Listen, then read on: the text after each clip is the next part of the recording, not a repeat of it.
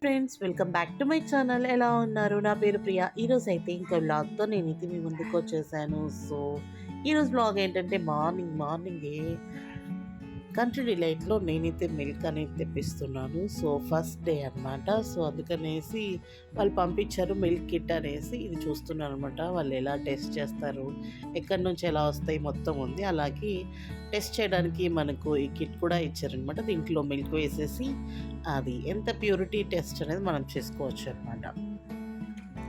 ఇది ఇది ఇచ్చారు. సో నెక్స్ట్ అయితే మిల్క్ కాంచేస్తున్నాను. ఇవి ప్రతి యాడ్స్లో మనకు చూపించి ఇంత తిక్కగా మీగడ వస్తుంది అనేసి అంటున్నారు కదా, నేను కూడా టెస్ట్ చేద్దామనేసి తెప్పించానమాట ఈ మిల్క్.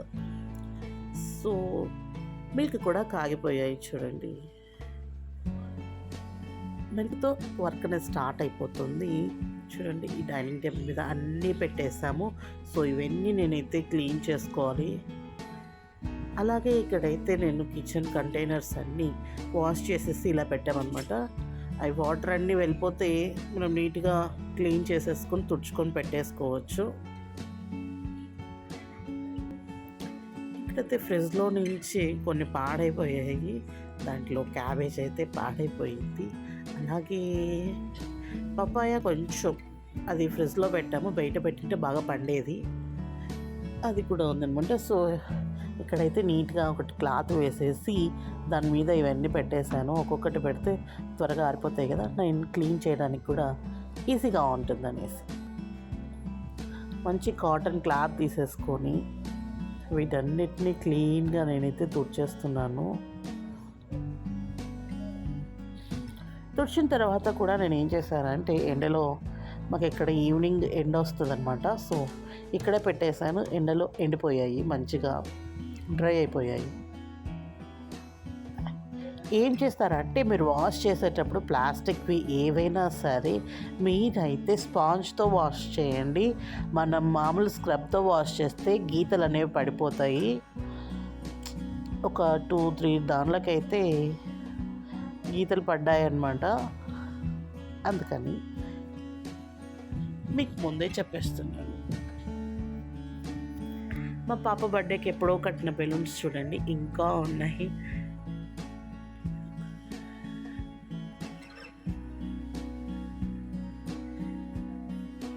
నేనేదో మాట్లాడుతూ ఉన్నాను అక్కడ.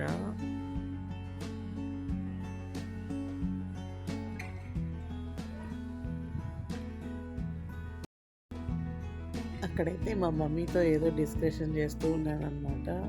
ఇదో ఈ కంట్రీ డిలైట్ గురించే ముచ్చట పెట్టారు. దాని మీద మీగడతో, పాల మీద తీసే మీగడతో నెయ్యి చేస్తే బాగుంటుందా, లేకపోతే పెరుగు మీద వచ్చే మీగడతో చేస్తే బాగుంటుందా అని నేనైతే పాల మీద మీగడతో చేస్తానమాట.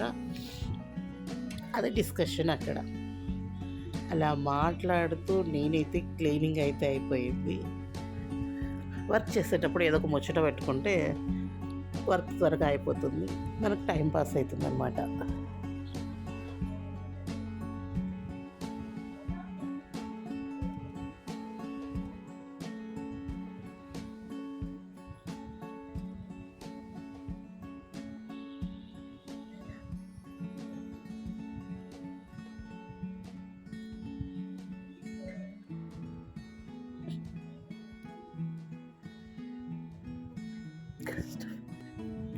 కష్టపడి తుడిచేస్తున్నాను నేను. ఇవన్నీ తుడిచినప్పుడు నాకు చాలా టైమే పట్టింది. అలాగే ఇక్కడ చేస్తున్నాను నేను బఠానీ పలావ్. పిల్లలకి ఎంతో ఇష్టమైన బఠానీ పలావ్, చాలా టేస్టీగా తింటారు, హెల్త్కి కూడా మంచిది. సో దాంట్లో అలా కలర్ఫుల్గా కనిపించాలి కాబట్టి కొన్ని క్యాష్యూ వేసేస్తాను. మా పిల్లలకైతే క్యాష్యూ ఇష్టం కాబట్టి. సో చిన్న పాప కొంచెం క్యాష్యూ కనిపిస్తే తింటుంది, లేదంటే బఠానీస్ ఒక్కటి అంటే ఎక్కువ ఇష్టపడదన్నమాట. అందుకనేసి ఆల్రెడీ నేను తీసి పెట్టుకున్న బఠానీస్ ఉన్నాయి కదా, నేను లాస్ట్ వీడియోలో కూడా చేశాను. బఠానీస్ అలా ఒలిచి పెట్టుకున్నామంటే ఈజీగా మనకి ఎప్పుడు కావాలంటే అప్పుడు టింగ్ అని కట్ చేసేసుకొని, ఒక ఆనియన్ ఒక్కటే కట్ చేయడం ఉంటుంది, మిగతావన్నీ ఈజీ. ఒక 5 మినిట్స్లో మనమైతే ఇది ప్రిపేర్ చేసుకోవచ్చు. ఇంకా 5 మినిట్స్లో విజిల్స్ వచ్చేస్తాయి, అంతే. కొద్దిగా అల్లం వెల్లుల్లి పేస్ట్, మనకైతే స్పైసెస్ అన్నీ వేసుకోవచ్చు పిల్లలకు కాబట్టి. పిల్లలు ఉన్న వాళ్ళు ఏం చేస్తారంటే వాళ్ళు కూడా స్పైసెస్ తినడం చాలా మటుకు తగ్గిస్తారు. అలా సపరేట్గా చేయడం ఎందుకనేసి ఇంక మేము కూడా స్పైసెస్ లేకుండానే తింటున్నాము. ఇలా కొంచెం ఇవి వేగిపోయాక మనమైతే వాటర్ వేయాలి దీంట్లో. ఎందుకండి దానికి మామూలు కొలతనే 2 వాటర్, 1 కప్ రైస్కి 2 కప్స్ వాటర్ వేసేసి సాల్ట్ వేసేసి కొద్దిగా పెప్పర్ వేసాను.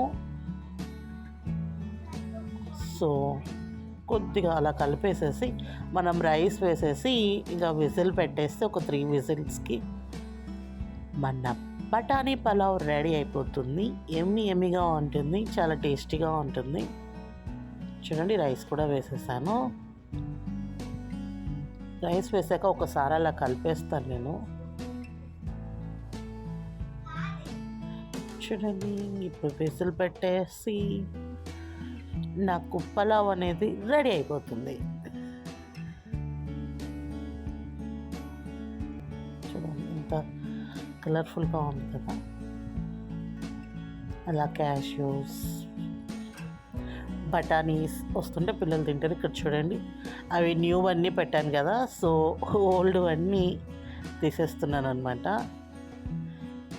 ఇవన్నీ ఆ దాంట్లోకి వేసేసి నేను సామాన్లన్నీ దాంట్లో వేయాలన్నమాట, వాష్ చేసేసి.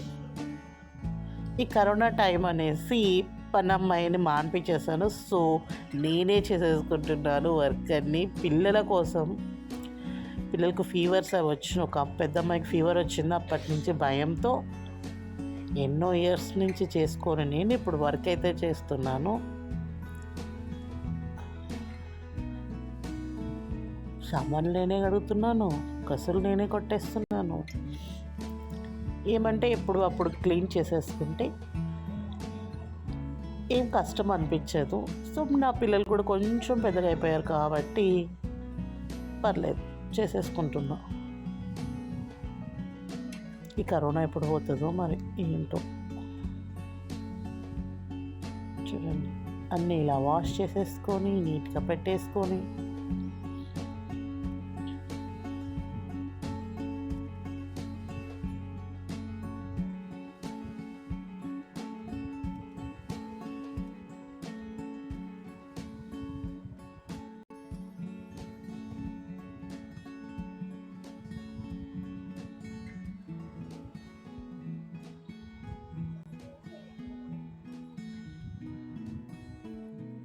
ఈ చిన్న బాస్కెట్ ఉంది కదా, అదైతే చాలా బాగుంది.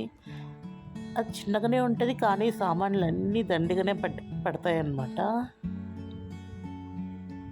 ఎప్పుడు అప్పుడు కడిగేసుకుంటే మాత్రం మనకు చాలా యూజ్ అవుతుంది. కింద కూడా వాటర్ పడకుండా మనకేమంటే మళ్ళీ వాటర్ పడితే కబోర్డ్స్కి దాంట్లో కష్టం కదా, పాడైపోతాయి. సో దానికోసమని నేను చిన్ని తెచ్చుకున్నాను. ఎందుకంటే నేనే వాష్ చేసుకుంటున్నాను కాబట్టి ఒక 2 months నుంచి, అందుకనేసి ఈ చిన్నది కొనుక్కున్నాను అనమాట. ఎప్పటికప్పుడు పెట్టేసుకునే దానికైతే ఇది సరిపోతుంది. లేదంటే ఒక 2 times కడిగేదానికైతే మనకి ఇదైతే సరిపోయింది. అంటే బోల్డ్ అని పడతాయి సామాన్లు అనేది. మనం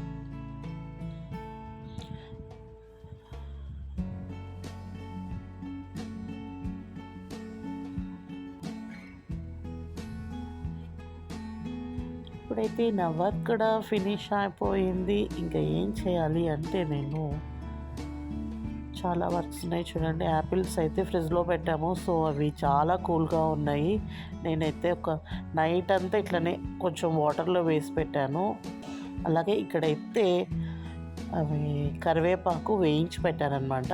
పిల్లలు తినరు కదా, తీసేస్తారు. సో అలా వేయించి పెట్టేస్తే, డ్రై రోస్ట్ చేసి పెట్టేస్తే, అలా ఏమంటారు ఇలా పౌడర్ చేసేసి వేస్తే సరిపోతుంది అనేసి, అందుకని అలా డ్రై రోస్ట్ చేసి పెట్టుకున్నాను. అలాగే చూడండి ఇక్కడ నైట్ మేమైతే పిల్లలతో ఆడుకుంటున్నాము. దానికి డ్రెస్అప్ చేసామన్నమాట, డ్రెస్ మేకోవర్ చేసాము.